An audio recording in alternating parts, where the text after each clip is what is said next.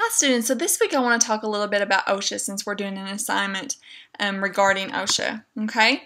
So OSHA has two set principles that a workplace must meet if they are affiliated with this law.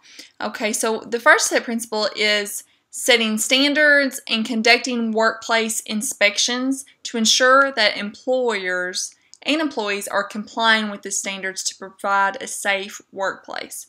Okay, so OSHA requires inspections throughout the year randomly to make sure that the workplace is meeting the expectations it needs to provide a safe environment for the employers and the employees. The second standard is just to adopt practices to create a safe and healthful workplace.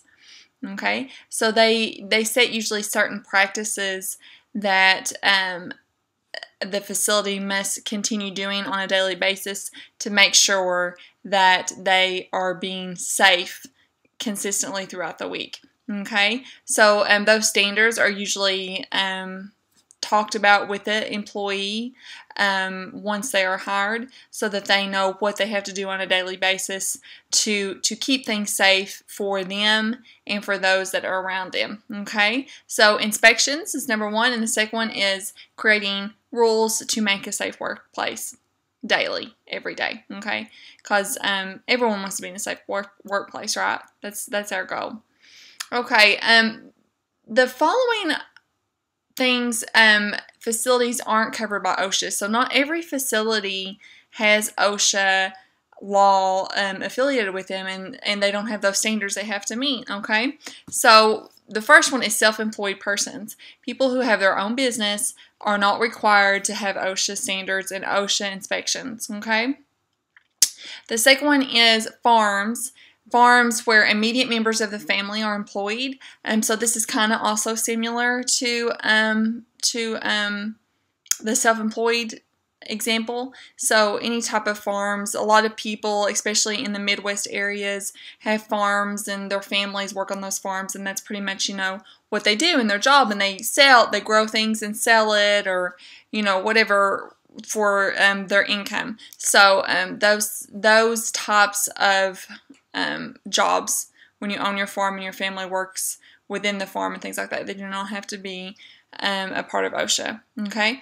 Another one would be working conditions regulated by other federal agencies under federal statutes. This could be mining is a good example. Anything that has to do with nuclear energy would be another example.